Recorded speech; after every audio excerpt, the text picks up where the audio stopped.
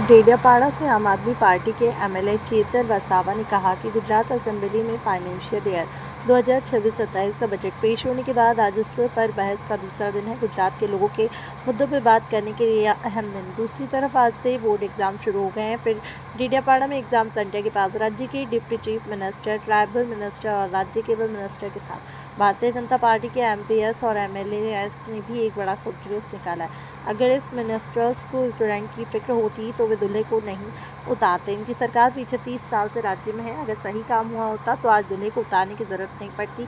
सवाल यह है कि नवंबर में नरेंद्र मोदी के डेडियापाड़ा दौरे के दौरान बात प्रोग्राम करने की जरूरत क्यों पड़ी।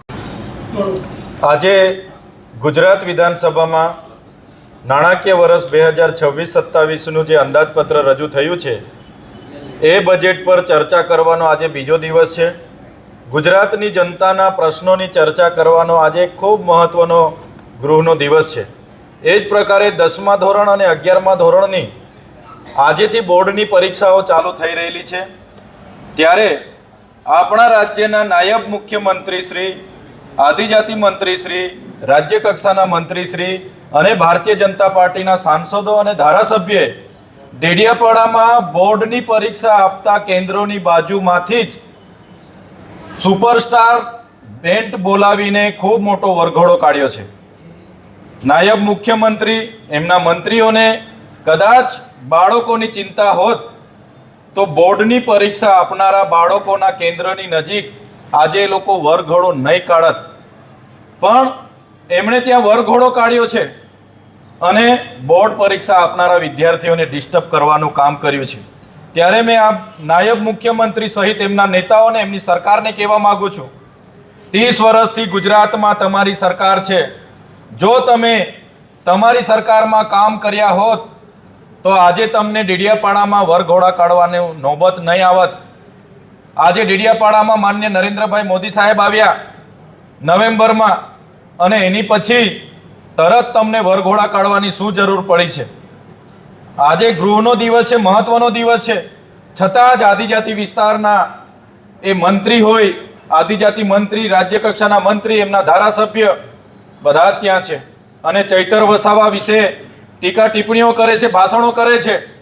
જે મનસુખભાઈ વસાવાની તારીફ નાયબ મુખ્યમંત્રીએ કરી હમણાં ભાષણમાં, ત્યારે મંત્રીશ્રીને હું યાદ અપાવું, આ તમારા સાંસદ 60 ટર્મથી સાંસદ છે, એમના પોતાના ગામમાં જવા માટેનો રસ્તો બનાવી નથી શક્યા। એમના ગામ જૂના રાજના રસ્તા માટે મારે ત્યાંથી પદયાત્રા કરવી પડી, સન્માન્ય ગૃહમાં પણ એ મુદ્દો લાવવો પડ્યો। આ તમારા સાંસદને પહેલા કહો કે પહેલા એમના ગામનો રસ્તો બનાવે। જે ગણપત વસાવાની તમે વાત કરો છો, એ ગણપત વસાવા જ્યારે આદિજાતિ મંત્રી હતા ત્યારે જ આદિજાતિઓના ખોટા પ્રમાણપત્ર એમણે મેળાવડા કરીને બિન આદિવાસીઓને આપ્યા છે, જેના કારણે આજે નોકરી હોય કે રાજકીય અનામત પર આદિવાસીના અધિકારો જ્યાં હોય છે એનો કોટા હોય છે। બિન આદિવાસી લાખો લોકો આજે નોકરીઓમાં જોડાઈ ગયા, આજે શિક્ષણમાં જોડાઈ ગયા, આજે ચૂંટણીઓ પણ બિન આદિવાસી લોકો રિઝર્વ બેઠકો પરથી લડે છે। માન્ય મુખ્યમંત્રી, નાયબ મુખ્યમંત્રીને હું કહેવા માંગુ છું, હમણાં થોડા દિવસ પહેલા સન્માન્ય ગૃહમાંથી એવો મને જવાબ આપ્યો કે નર્મદા જિલ્લામાં 11,253 બાળકો કુપોષણથી પીડાય છે। એની નિવારણની વાત તમે કેમ નથી કરતા? નર્મદા ડેમ છે, એક બાજુ ઉકાઈ ડેમ છે, એનું પાણી ડેડિયાપાડાના મળે, એની વાત તમે કેમ નથી કરતા? અમારા ડેડિયાપાડા અને નર્મદા જિલ્લામાં 5,630 ખેડૂતોની જંગલ જમીનોના સનતો પેન્ડિંગ છે, એને આપવાની વાત તમે તે કેમ તમારી ભાષણમાં નહીં કરી? ત્યાં મનરેગામાં ખૂબ મોટું કૌભાંડ થયું અને લોકોને રોજગારી છેલ્લા 2 વર્ષથી નથી મળી।